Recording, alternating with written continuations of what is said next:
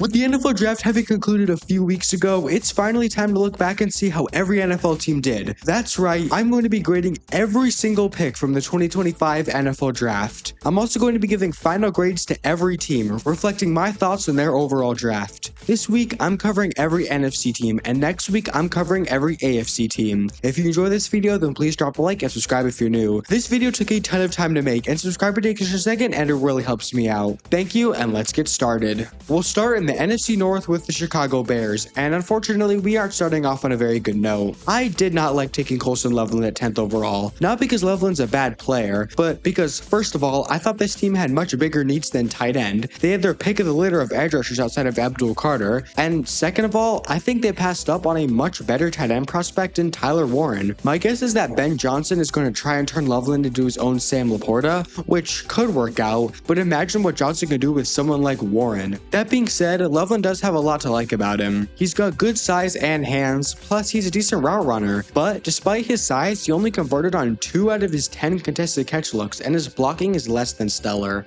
I hope I'm wrong, but I didn't really see it with this pick. However, the Bears did get back on track with Luther Burden, 39th overall, and while receiver isn't the biggest position of need, this was too good a value to pass up on. I thought Burden was a first-round prospect, so to get him in the second is great value. He played pretty much exclusively in the slot at Missouri, and that's probably what he'll do in the NFL. He's probably the best yak threat in this entire class. His speed, agility, and size allow him to take any dump route for 30 yards. He led the entire NCAA in missed tackles forced, with 30. He also is a really good route runner and has good hands. He just has everything you look for in a slot receiver. The only reason that this isn't an A is because I think they passed up on some players at more prominent positions of need. Edge rushers like Donovan Ezuraku and Nick Scorton were still on the board, and I think those two would have been excellent additions, but Burden was still a really good pick. The Bears actually had 2 more second-round picks, but I don't think they did as well with those. They took Ozzie Trapilo 56 overall, and while he's not a bad player, I just don't understand the refusal to take an edge rusher. They actually didn't take a single edge rusher this entire draft. They need someone to play opposite Montez Sweat, who isn't named Dio Odengbo. But back to Trapilo. He likely won't play in year 1, but Braxton Jones is entering the final year of his contract, and my guess is that Trapilo is the replacement plan. He's a massive 6'8 tackle with 33-inch arms. His hand placement and overall pass blocking technique is pretty good, but as with most bigger tackles, his movement skills are limited. Caleb Williams can learn to step up in the pocket more, then Trapilo will be just fine. Again, decent pick, but not who I would have gone with. Then they finally addressed the D-line with Shamar Turner, but this was just way too early. I thought Turner was more of a late 3rd to early 4th round guy. He does have some decent measurables, 6'3", 300 pounds, and 33 5/8 inch arms, but I just didn't think he was that good. He had just 21 pressures and 1.5 sacks on 314 pass rushing snaps. He got swallowed by double teams, and I didn't think he was able to utilize his length effectively. He also had 6 penalties in 2024. He can be a good penetrator, but I don't think he'll ever return second round value. Entering day 3 now, I thought the Bears overall did a pretty good job, but their 4th round pick, Ruben Hippolyte, I thought was too early. He's a complete project who isn't amazing in coverage and missed a bunch of tackles, though he does have some nice traits. He's 236 pounds and ran a 4.42 40, so there's a chance he works out, but I really like the Zoff Frazier pick at the end of the 5th round. He's a 6'3 corner who ran a 4.36 40 and has nearly 33-inch arms. He also played really good at UTSA. Granted, the competition level wasn't super high, so we'll see if he's able to keep up with the NFL, but I would bet on him being at the very minimum a good number 4 corner with the potential to be a starter. Their final 2 picks, Luke Newman and Kyle Monangai, I thought were both good. Newman is a solid guard who's smart and experienced, and Monangai is a hard runner who's tough to bring down and could compete for the RB2 spot with Rashawn Johnson, and I didn't think any of their UDFAs stood out to me. Overall, I gave this draft a C+.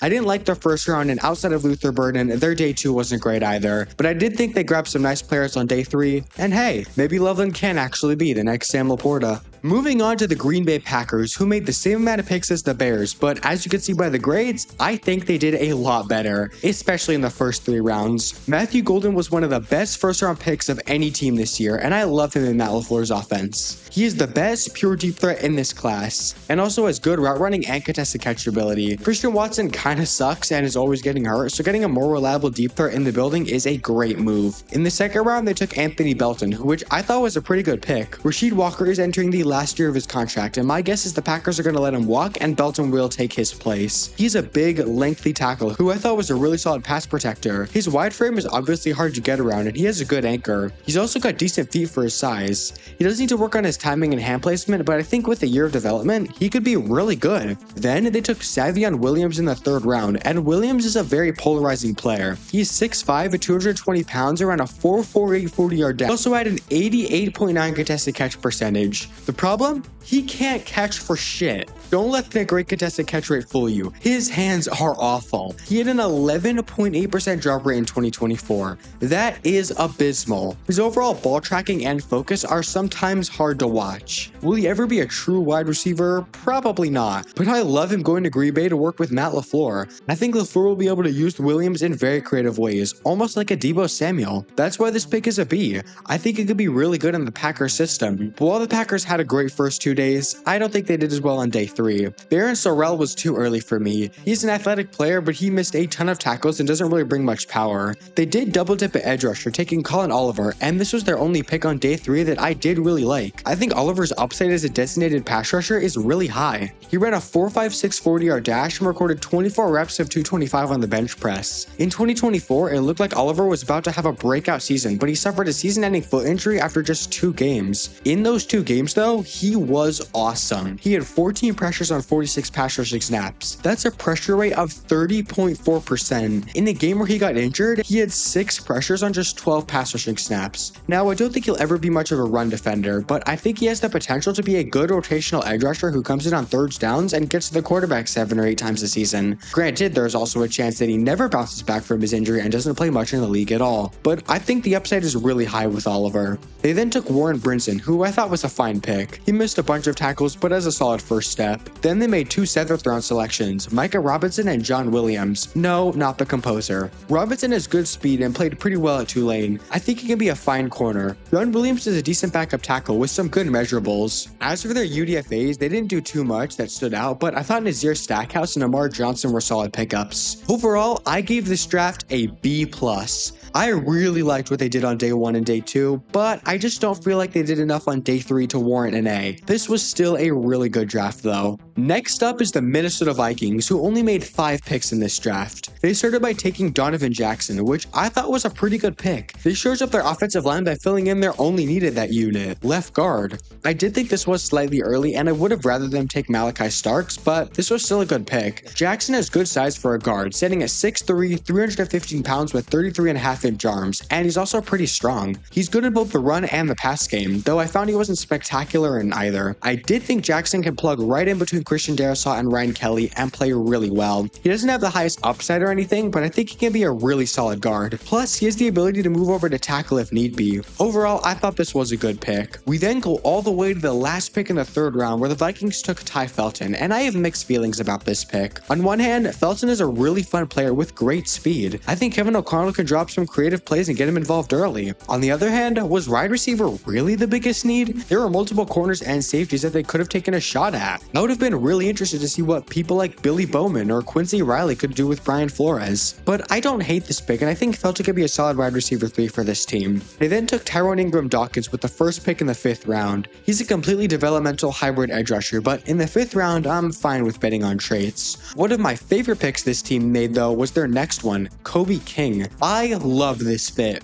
I saw a ton of Ivan Pace Jr. and Kobe King. They're both undersized, speedy linebackers who aren't great in coverage but great in run defense. We've seen what Ivan Pace has been able to do with Brian Flores, and to get 2 of that is great. Ivan Pace missed time last season, and if he gets hurt again, I think you could plug Kobe King in there and you'll get like 70% of Ivan Pace. That's great for a 6th round pick. Their final pick was Gavin Bartholomew, and I don't have much to say here. He's not very athletic, but he's got decent size and hands. He could be a solid tight end 3. I did like their UDFA class though. The Vikings seem to always have good UDFA classes, and this one is no different. Max Brosmer is a very intriguing backup quarterback, and I think he could perform in this system. Logan Brown is a fun athletic tackle. Tyler Batty is a larger edge rusher who was pretty productive at Penn State, but missed a ton of tackles. And Trey Stewart was a productive back who forced a ton of missed tackles and could be a nice RB3 for this team.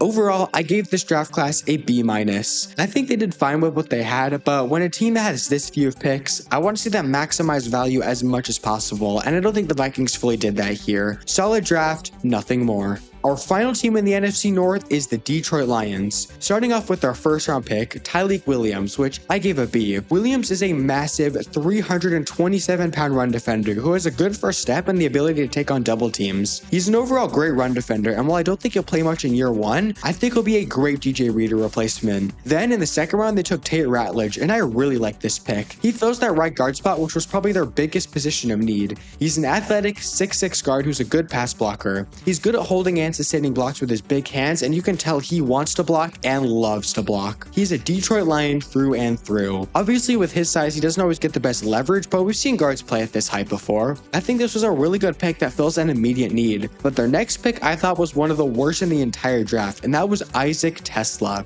Not only did the Lions take Tesla way too early, but they also traded 3 third-round picks to go get him.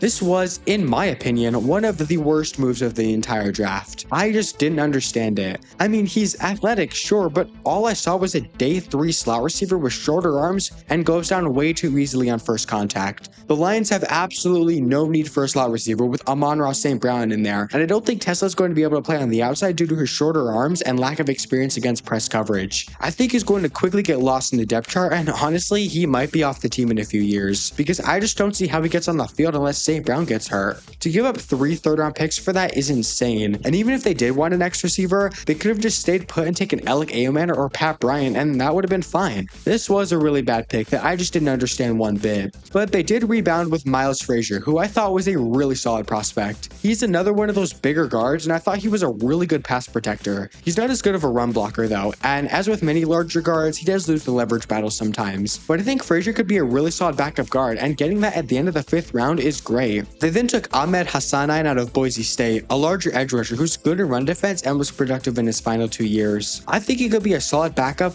/ edge 4 type, so solid pick there. Dan Jackson is a smaller but speedier safety with shorter arms who missed a bunch of tackles but was really good in coverage and had decent ball production. He could be a decent depth piece. And finally, Dominic Lovett is a smaller but very quick slot receiver who could be a decent backup for this team. The only UDFA signing I thought was notable was Jackson Meeks, who was a productive outside receiver out of Syracuse. I thought he was good enough to get drafted in the late 6th or 7th round, so that was a solid pickup. Overall, I gave the Lions draft a C+.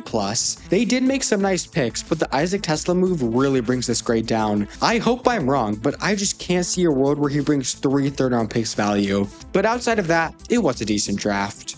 Moving on to the NFC West and the San Francisco 49ers, who made 11 picks in this draft. And I know your eyes immediately went to those 2 Fs, and I'll get to those. But first I have to talk about their first round pick, Mykel Williams. I thought this was a good pick, and I can see why they went with him over some of the more established pass rushing edge rushers. Williams is a big 260-pound edge rusher with 34-inch arms who is great in run defense. He's got a really good first step and utilizes his length very well. He does need to get better as a pass rusher, but it's not like he's going to be the primary pass rusher on this team. That's what Nick Bosa is for. But Williams can be the guy to shut down a Kyler Murray read option or a Kenneth Walker outside zone a few times a game. I think he provides a very high floor as a run defender, and there is plenty of room to grow as a pass rusher. This was a good pick. The 49ers then doubled down on the run defense strategy by taking Alfred Collins in the 2nd round, which I thought was a great pick. Collins is a massive 332-pound nose tackle with 34.5-inch arms. He's got a great anchor to take on double teams, and I think he has the ability to be a true run stuffer in the middle. This was right around where I had him going, so the value checks out, the position checks out, the player checks out, everything about this pick was good. But unfortunately, I think the 49ers had by far the worst 3rd round out of any team this year. Both of these players were massive reaches. I'll start with Nick Martin, who I saw as a 5th round guy at the best. He actually suffered a season-ending knee injury in 2024, limiting him to just 5 games. But in those 5 games, I didn't think he was good. And going back to 2023, he wasn't good then either. Martin is a smaller linebacker, just 5'11", 220 pounds. He misses a ton of tackles and gives up a lot in coverage. He has very little instincts and just doesn't make a difference in coverage at all. His run defense is a little better, but his smaller size really hurts him at times. Right now, he's slated to start, and that is a problem because he just does not have the mental ability to start on day 1. He will be a liability out there, especially in coverage. I really really did not like this pick and thought it was a massive reach. But it didn't get any better with Upton Stout. Stout may have good speed, but he's a tiny 5'8", 180-pound slot corner. He gave up a lot in coverage. He's inconsistent at locating the football. He had almost no ball production. He's been part of coverage busts, and he has a penalty problem. His one saving grace is that he's not bad in run defense, but that isn't enough to warrant a third-round pick. Plus, why are the 49ers taking a slot corner? They already have Diamador Lenore in that slot role, so taking a slot corner, and a bad one at that, in the third round made no sense to me. And there is just no way Stout is ever playing on the outside, being 5'8" and all. Both of these third-round picks just felt like complete waste to me, and I didn't like it at all. But they did get back on track on day 3, starting with CJ West. If Alfred Collins is the big run defender, CJ West is the pass rusher. He's 316 pounds, but actually ran a 4.95 40-yard dash and was a productive pass rusher at Indiana. His foot speed helps him out a lot, but West is also a really solid run defender with quick reactions and penetration ability. I love pairing West up with Collins, and I wouldn't be surprised if both of these guys are starting by the end of the season. Jordan Watkins was also a pretty good pick. He's a super fast deep threat who could contribute in certain packages or at the very least be a good wide receiver 4. He's also the one who had the 250-yard, 5-touchdown game against Arkansas. Jordan James is a solid running back who isn't very fast but is a physical runner. He could compete for the RB2 spot. Marquez Sigel is a small but speedy safety who missed a bunch of tackles but has good ball production and was good in run defense. He could be a good backup. Curtis Rourke was an interesting pick, but he's well built and pretty good at evading pressure. He could be a good QB3 or maybe even a QB2 someday. You can never have too many good backup quarterbacks. Connor Colby is a decent, experienced guard who can provide solid depth along the interior line, and Junior Bergen is a smaller slot receiver who is actually a really good punt returner, scoring 8 touchdowns in the past 3 seasons. He could be a solid special teams guy. As for their UDFAs, there were a couple that stood out. Isaiah Nayor is a fun, traits-based wide receiver who I think should have been drafted, and the same can be said for Corey Kinner, who's an aggressive running back that I think could make this team as an RB3 or 4. Overall, I gave this draft a C. I did like a lot of the picks that San Francisco made, but taking 2 third-round picks and throwing them into the dumpster does bring this grade down quite a bit. But I did like their overall process, really honing in on run defense. They weren't exactly great in that area last year. Next up is the Arizona Cardinals, and we're already starting off good with our first-round pick, Walter Nolan. Nolan plugs right in as the Cardinals D-tackle 1, and he is damn good. He's well-rounded, he can stop the run and rush the passer. He is explosive off the snap and can get into the backfield quickly. He's got multiple ways to win, whether it's a bull rush or a rip move or something else. He does have shorter arms, and that doesn't always lead to the most accurate placement, but overall he's a great D-tackle, and Jonathan Gannon is going to love having him in the building. But I think their next pick was even better. Will Johnson fell due to injury concerns, but I thought he was a first-round level prospect, so to get him in the middle of the second round is tremendous value. Johnson is a 6'2", 194-pound corner who moves really well and is an overall fantastic prospect. He only played 6 games in 2024, but was really good, and even going back to 2023, he was also really good. In 2024, he allowed just a 52.6 passer rating when targeted, and in 2023, that was down at 30.9. He had good ball production and is an instinctive coverage player, especially in zone. That is where he thrives. He is great at diagnosing plays and reading the quarterback. He's never been the best in run defense or the best tackler, but his coverage ability is truly special, and I thought this was an absolute steal. The next pick, however, was not exactly what I'd call a steal. They took Jordan Burch 78th overall. I did think Burch was a bad player, but this was a bit early for me, and the Cardinals took Burch over some other edge rushers I thought were better, like Josiah Stewart and David Walker. Burch is a big, athletic edge rusher who's actually a decent pass rusher, but was not all that good in run defense. At times, he struggles to get off blocks and doesn't play the run with much urgency. As a pass rusher, he does bring some nice bend and has a solid bull rush, and he's a good tackler, but I just don't think he's going to make an impact on this team. I see him as a backup or at most a rotational edge rusher, and to spend a third-round pick on that isn't great. Their next pick I thought was a bit better, as they took Cody Simon in the 4th round. Simon is a well-built linebacker who has good speed and is an excellent run defender. He's the best tackler in this class, but he was consistently making plays in the run game. He had 45 defensive stops in 2024. He's got good play recognition and can absorb blocks pretty well. However, Simon's coverage ability is lacking, which is why he was available in the 4th round. But as an early down linebacker, I thought this was a pretty good pick. Denzel Burke is a lighter corner who's not super fast, but he has good play strength and is a solid tackler. At the very least, he's going to be a good special teamer, and I thought this was a solid pick. Hayden Connor is a big guard. He isn't very athletic, but is strong and positions himself well. He didn't allow a single sack in 2024, and with Quinn Ewers as quarterback, that's impressive. Their final pick was Keaton Crawford, who's a shorter safety but got great speed. He had good ball production and is overall a really solid coverage player, but his run defense and tackling are very lackluster. I did like this pick though, and there weren't any UDFAs that stood out to me. Overall, I gave this draft a B+. Similar to the Packers, I really like what they did in rounds 1 and 2, but their day 3 wasn't quite good enough to warrant an A. This was still a really good draft though. Moving on to the Seattle Seahawks, who just like the 49ers made 11 picks in this draft, so let's talk about them. Starting with Gray Zabel, who I thought was an absolute steal. He was a top 15 player in this class and the best guard. Seattle finally has someone on that interior offensive line. He's got great versatility to play anywhere in the interior and can even kick out to tackle if needed. Zabel is excellent in both the pass and run game. His movement skills and overall agility is really impressive for a 6'6", 312-pound guy. He's got good play strength and is also good at recognizing stunts and other tricky rushes. Plus, his frame helps him set a good anchor. This was an excellent pick, and I am super happy the Seahawks finally decided to address interior O-line. But the good doesn't end there, as I really like their next pick, Nick Emanwari. While I may not have necessarily taken Emanwari this high, I can't deny how good of a fit this is in Seattle. Emanwari is a 6'3" safety who has ridiculous athleticism and does his best work as a box safety. Who does that remind you of? Yep, Kyle Hamilton from the Ravens. And who is the Seahawks' current head coach? Mike McDonald, former defensive coordinator for the Ravens, who helped Kyle Hamilton become one of the best safeties in the league. Is Nick Emanwari going to be Kyle Hamilton? Most likely not, but McDonald can do a lot of the same things with Emanwari as he did with Kyle Hamilton, and that's scary. This was a great pick. Their next pick wasn't so great though, as they took Elijah Arroyo later in the second round. I didn't really get this pick. They already have a perfectly fine tight end in Noah Fant, and I just don't see Arroyo being better than Fant. They both have similar skill sets, but Fant is just better. They could have used a second round pick on a different position of need, maybe another interior lineman. With Tyler Lockett and DK Metcalf gone, I think Noah Fant is going to produce a lot more, and Arroyo is going to get lost in the depth chart. He does have upside, but I didn't really like this pick. However, I love taking Jalen Milroe at the end of the third round. Other than Baltimore, Buffalo, Kansas City, or Minnesota, teams that were never going to take a quarterback, I think this is the best fit for Jalen Milroe. He doesn't have to start right away. He can sit for 1, 2, or maybe even 3 years and develop, because we all know how much he needs that. But we all know just how much upside Milroe really has. He's already one of the best rushing threats ever at the quarterback position, and he's got a really good arm as well. Being able to sit and hone his skills for 2 years or so will be great for him, and he could be entering a situation with a prime JSN, a developed Torrey Horton, who I'll talk about in a bit, and hopefully a much better interior line headlined by Gray Zabel. It's a good situation, and I wouldn't be surprised if in a few years, Milroe is the starting quarterback and actually pretty good. At the end of the third round, why not take a chance on him? I loved this pick.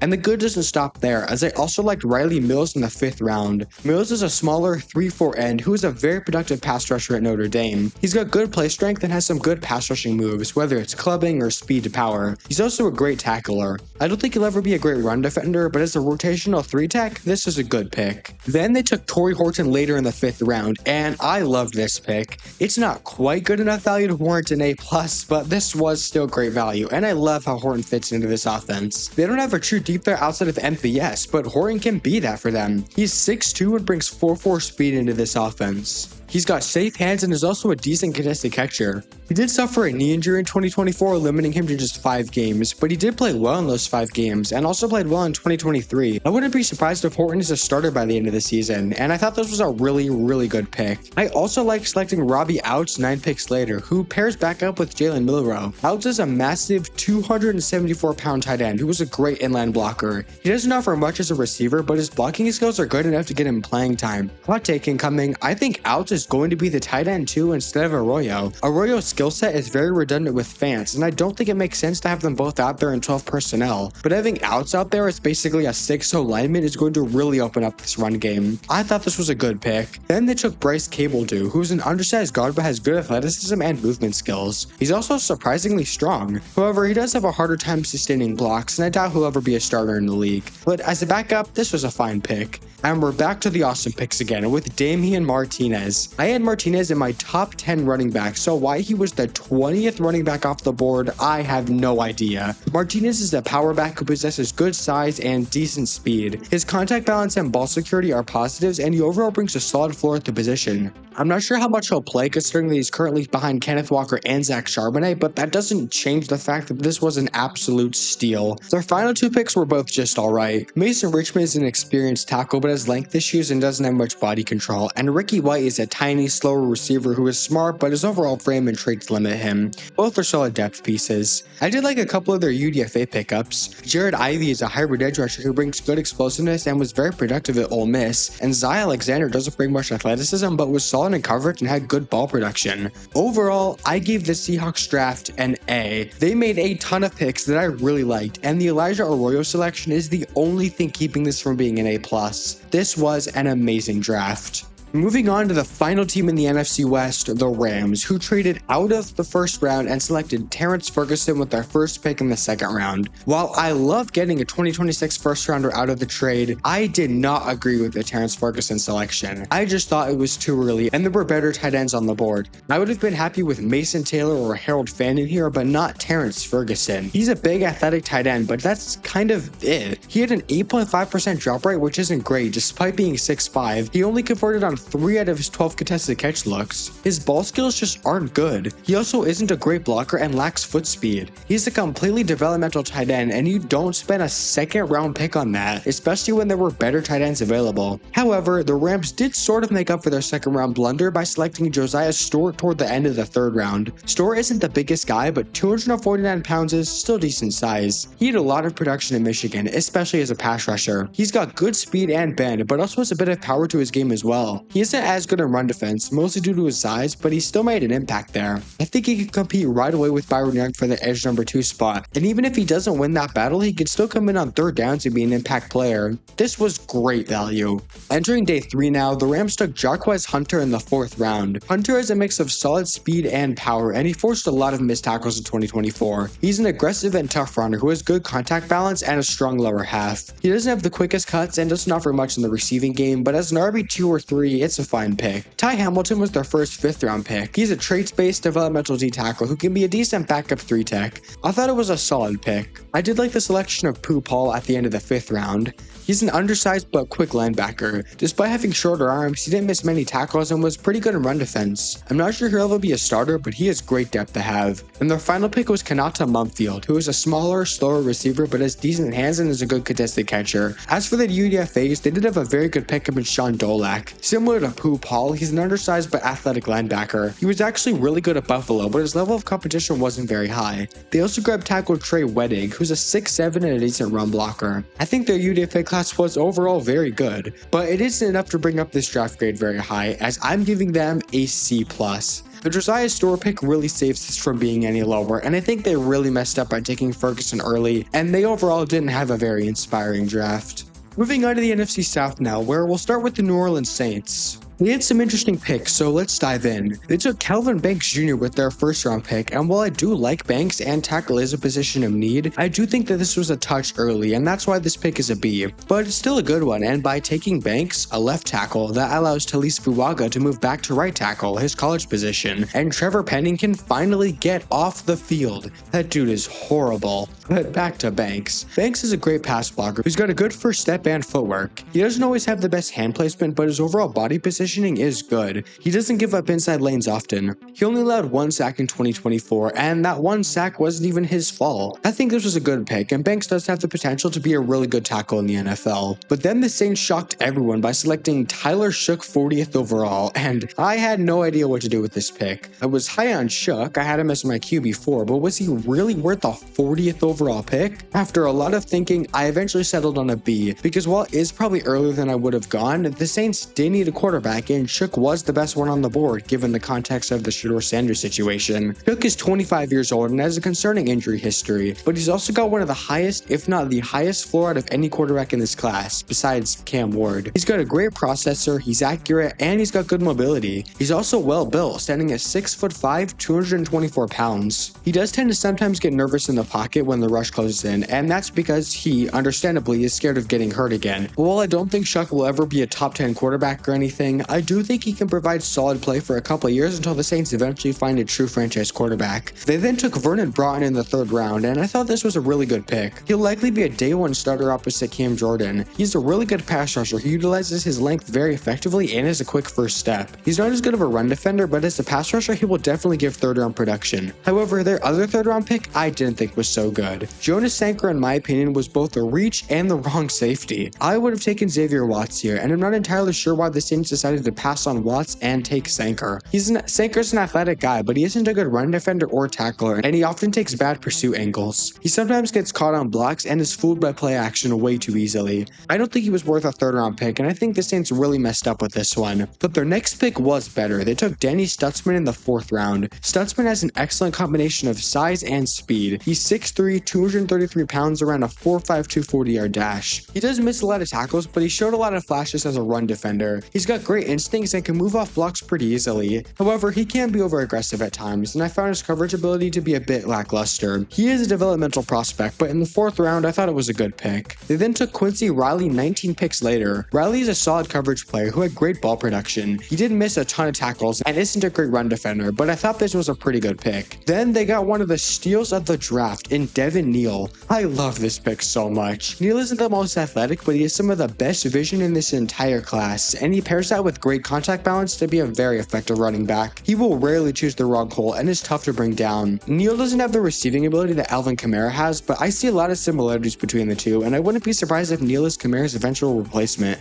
This was a great pick. They then took Moliki Matava, who was a bigger but slower tight end with good hands, and Fadil Diggs, who was a productive pass rusher for Syracuse. I actually did like that pick, and I think Diggs could be a solid depth piece. And there weren't any UDFAs that stood out to me. So, in the end, I gave the Saints draft a B. They made a lot of very solid picks that I think will help them out, and the bad Jonas Sanker pick is balanced by the amazing Devin Neal pick. Good draft overall. Next up is the Carolina Panthers. They started by drafting Tedero McMillan 8th overall, and I love this pick. I'm really happy they went with McMillan instead of Jalen Walker like a bunch of people were predicting them to do. McMillan is a 6'5" true X receiver with great contested catch ability, yak ability, and route running. He's basically everything you're looking for in a perimeter wideout. He will be an awesome addition to this Panthers offense and really help out Bryce Young. Then they double dipped at edge rusher, first taking Nick Scorin in the 2nd round. This was an awesome pick. Scorin to me was an early 2nd round guy, so the value completely checks out, and the Panthers really needed edge help. Scorin is a very interesting prospect. He played at nearly 280 pounds, which is big for an edge rusher. He brings good power and aggression, and he uses his hands well. He isn't the fastest, but he did slim down to 257 pounds for his weigh-in, so we'll see if he plays at that size, and if he does, he'll likely have some added speed. Overall, Scorin is a great player, and this was a great pick. But like I mentioned, they double dipped at edge rusher, and while I love the Nick Scorin pick, I love the Princely Umanlyman pick even more.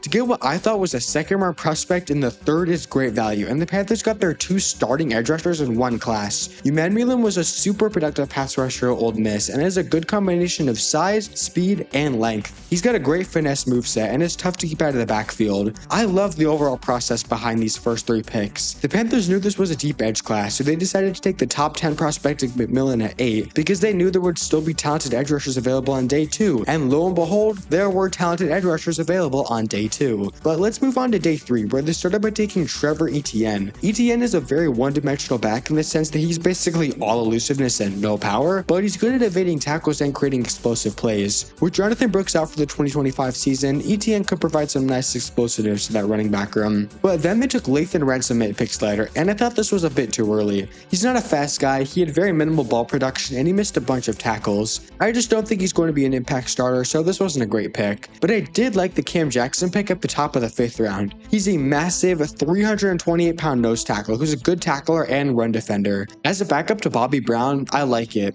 I also thought Mitchell Evans was a good pick. He's a very well-rounded tight end, and while I'm not sure he'll ever be a starter, I think he can do some good things as a tight end too. Their final pick was Jimmy Horn, who is a tiny but speedy receiver with good hands. He'll be adequate depth, and I didn't see any standout UDFA signings. Overall, I gave the Panthers draft an A. I absolutely love their process and picks on days 1 and 2, and they added some nice pieces on day 3 as well. Overall, this was an amazing draft. Moving on to the Atlanta Falcons, who made 2 first-round picks in this draft. Their first was Jalen Walker 15th overall, and I don't hate Walker, but I thought this was too early. I saw Walker as a late first to early second round prospect, not someone who should go inside the top 20. Walker's a fun player who will most likely play edge in the league, but I didn't think he was the best edge rusher available. James Pierce and Mike Green were both still on the board. He's small for an edge rusher, just 6'1", 243 pounds, and that size does hinder his run defense capabilities. He does have upside, but I wouldn't have taken him this early. But then the Falcons pulled off a blockbuster trade, trading back into the first round with the Rams, but giving up their 2026 first round pick in the process. With that new selection, they took James Pierce Jr., and while under normal circumstances this would have been an A grade, I am knocking it down to a B+ because of the fact that they're basically paying 2 first round picks for this player. But this was still a really good pick, and James Pierce is a really good player. I know he has some character concerns, but as a football player, Pierce is one of the best pure pass rushers in this class. He has an explosive first step and is easily able to convert speed to power. He also utilizes his length pretty well. While I didn't think the Falcons maximized value, I did really like that they finally addressed their edge room, and hopefully at least one of these guys works out and the Falcons' pass rush problems are finally solved. But their draft only got better in the 3rd round as they took Xavier Watts, who I thought was one of the steals of the draft.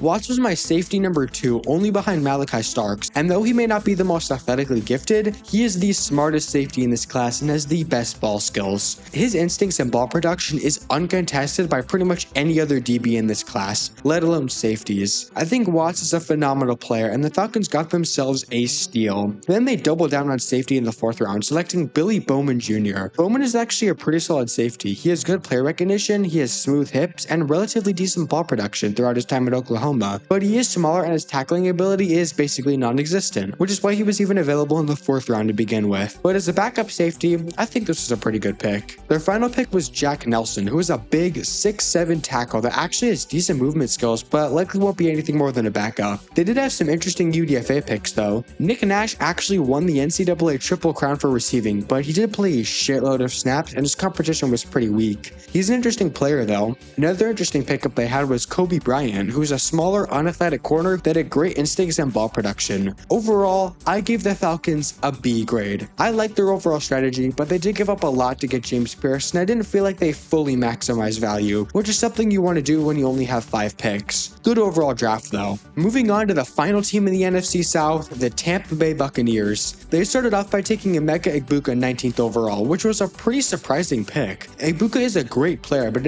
I didn't feel like they needed to take a receiver. They already have a slot receiver in Chris Godwin that they just gave a 3-year deal to. I mean, the value does check out. Egbuka is worth the 19th overall pick, but I just don't know how he fits into this offense right now. This was a confusing one to grade, so I just gave it a B- because it's a solid pick, and I think eventually Egbuka will return 1st round value, but I think there were more impactful players they could have selected. They could have taken any one of the talented edge rushers or interior D linemen available, or if it was up to me, I would have taken Giad Campbell. But Egbuka is a really good player, and I'm excited to see what he can do with Baker Mayfield. The Bucs really started cooking on day 2, however, as it took Benjamin Morrison 53rd overall. Morrison suffered a season-ending torn labrum in 2024, limiting him to just 6 games. But if he hadn't gotten injured, he probably would have been a 1st round pick because I think he's a 1st round level prospect. He's never allowed greater than a 61 passer rating when targeted, and he has some really good ball production. He's good at reading and squeezing routes, and his positioning is almost always spot on. While I'm not sure how much Morrison will play in year 1, I think he could be a really good corner for this team in the upcoming years. But then the Bucs double dipped at corner, taking Jacob Parrish in the 3rd round, and I like this pick also. He's 5'10", 191 pounds, but ran a 4.3 540-yard dash. He's shown flashes of good ball production and is good at recognizing routes and man coverage. He did have a bit of a penalty problem in 2024, but that is coachable. I think in a few years we could be seeing Parrish and Morrison as good starters on this team, and that is just great drafting. But in the 4th round they hit on another steal in my opinion. David Walker is a very interesting prospect because he was absolutely dominant in college college. Literally nobody could block him at all. The thing is,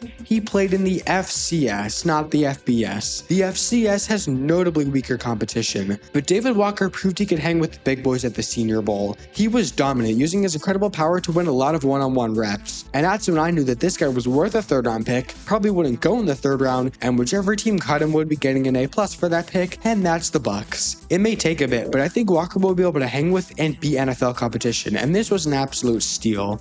The Bucs then doubled down again, taking edge rusher Elijah Roberts in the 5th round. Roberts is a big hybrid end who is actually a pretty productive pass rusher. He does miss a lot of tackles, but I think he can be a nice depth piece. They also grabbed Tez Johnson in the 7th round, and this is an interesting pick. Johnson is a tiny receiver, but he possesses good agility and route running ability. He could be solid depth. They also picked up Shiloh Sanders and 464-pound Desmond Watson as UDFAs. Sanders probably won't do much, but the Bucs may have found the formula for stopping the tush push. Just put Desmond Watson next to Vita Vea and go to work. Overall, I gave the Bucs draft an A. They only had 6 picks, but I think they did a great job at maximizing value. I wish they would have gotten a more of an impact player with their 1st round pick, but this was overall an amazing draft. Finally, we have the NFC East, and we'll start with the New York Giants, who made 2 first-round picks this year. Their first pick was Abdul Carter, and this is an easy A pick. Not much to say about it. Carter is the best edge rusher in this class. He's a true game wrecker with the potential to be a top edge rusher for a long time. The other first-round pick is much more interesting, and that's Jackson Dart at 25.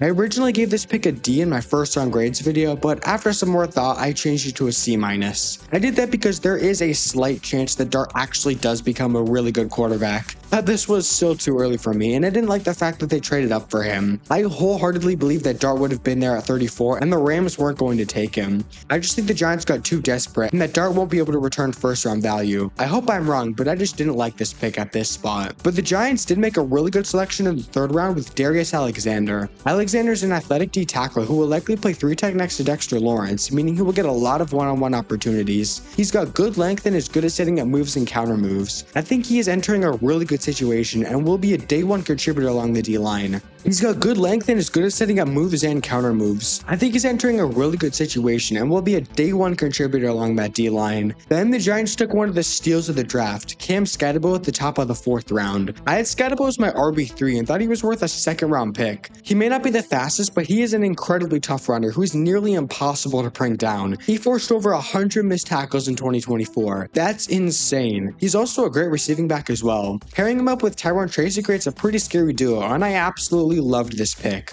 Then they got Marcus Mbao in the 5th round. He's a decent tackle, but he did have penalty problems and his shorter arms. I think he'll be alright depth though. Then the Giants made 2 7th round selections, Thomas Fidone and Corey Black. Fidone is a 6'5" athletic tight end, but isn't a good blocker and has also dealt with injuries in the past. Black is a small, speedy corner who had good ball production, but was overall not a great coverage player and missed 10.3% of his tackles. Both players I think were solid picks and will contribute as depth pieces, and there were no UDFAs that stood out to me. In the end, I gave the Giants draft a B+. I really like a lot of the picks they made, but taking Jackson Dart that early does bring this grade down. Still, a really good draft though. Next up is the Dallas Cowboys, who, as you can see by the grades, had a pretty polarizing draft. They started with Tyler Booker, and while I like taking a guard here, Booker was not the guard I would have gone with. I would have much rather them go with Gray Zabel, who I thought was the best guard in this class. Booker was more of a late 1st round guy in my opinion, so this was a reach.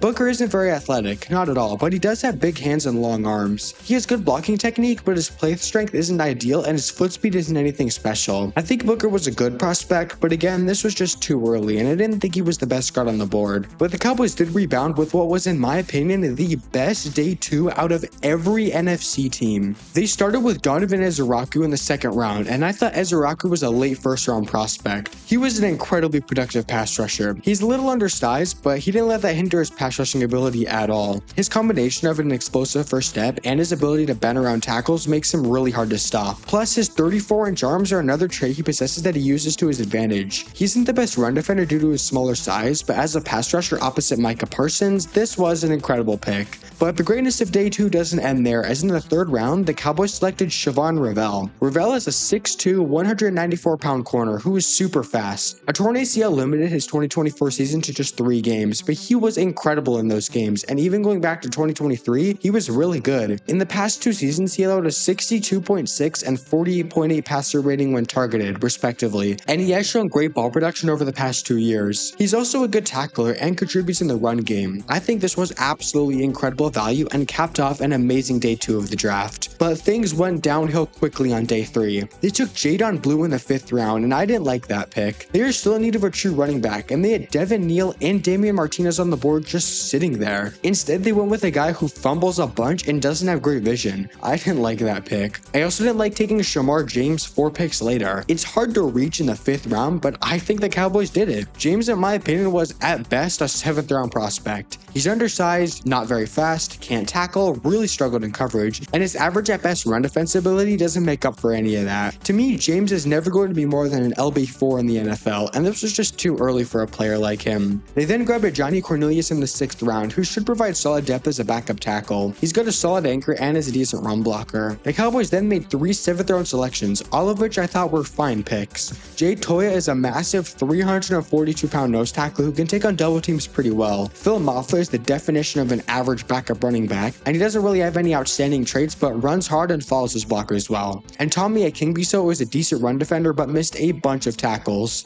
They also didn't have any UDFAs that stood out to me. Overall, I gave this draft a B-, and that grade is purely carried by their day 2 picks. I really didn't like the overall process the Cowboys took. They had 9 picks and were able to manage to get a single starting caliber running back, or even a running back with the potential to be a 3-down guy. But their day 2 was excellent, and that's enough to warrant this grade.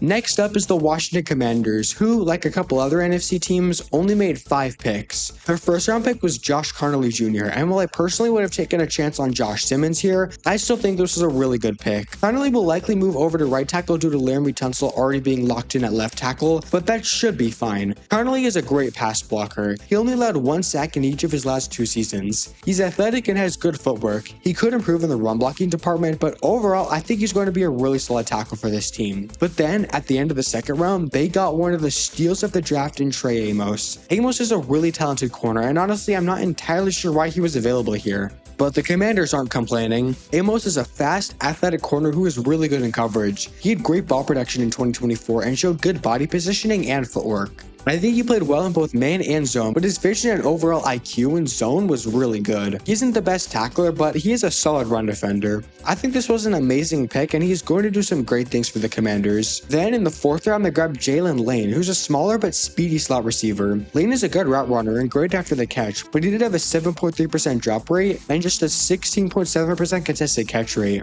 That's far below where you want it to be. But as someone who could compete with Noah Brown for that slot receiving role, I thought this was a good pick. They then grabbed Kane Medrano in the 6th round, who's a completely developmental traits-based player. He's 6'3", ran a 4.46 40, and overall has a lot of likable traits, but he missed a shit ton of tackles and gave up a lot in coverage. As developmental backup, I'm fine with him at this spot. But then I did really like their 7th round pick, Ja'Cory Crosty Merritt. He fell because he only played 1 game in 2024 due to eligibility issues and also provides next to nothing in the receiving game, but as a pure runner, I actually thought he was pretty good. In 2023, he was very efficient and forced a bunch of missed tackles. He's got the athleticism to cut on a dime, but also the power to run through people. As an early down back, I thought this was an amazing pick, and they didn't have any UDFAs that stood out to me. Overall, I gave this draft an A-.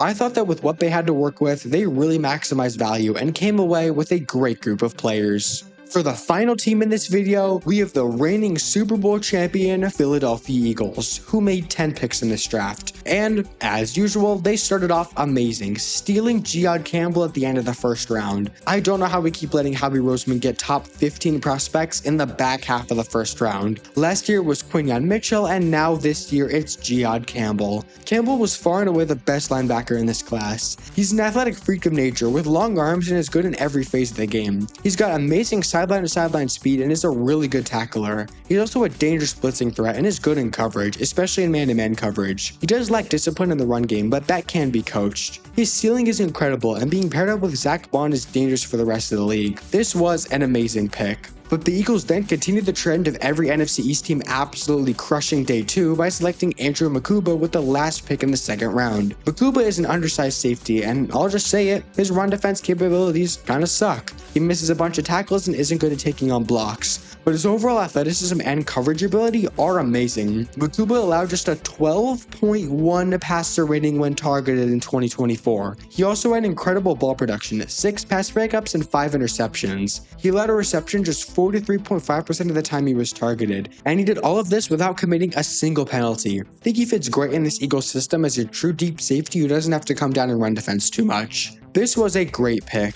Then to begin day 3, the Eagles selected Ty Robinson. Robinson is a smaller 3-tech defensive tackle that isn't a great run defender but does provide some nice things as a pass rusher. He's speedy and explosive and can get into the backfield quickly. I doubt he'll start over Moro Ojomo given how good Ojomo played in the playoffs last season, but I still like this pick. They then took Mac McWilliams with their first 5th round pick, who's a talented cover corner but has super short arms, and that hurts him in run defense. Be a solid depth piece. 18 picks later, they took Samel Mondon Jr., a bit of a bigger linebacker who's a good tackler and overall provides a solid floor as a run defender, but I doubt he'll be any more than that. Solid pick. They then took Drew Kindle with their last 5th round pick, and this one I actually kinda liked. He's a bit undersized and has average length for a center, but is athletic, smart, and possesses good footwork. Then in the 6th round, they took Kyle McCord, which was a really interesting but great pick. The value was absolutely there. McCord is my QB7, and I thought he should have gone around the 4th or maybe 5th round. He has good accuracy and is not afraid to take chances. He just sometimes gets too aggressive, but if he does need to play, I think he can run the system effectively.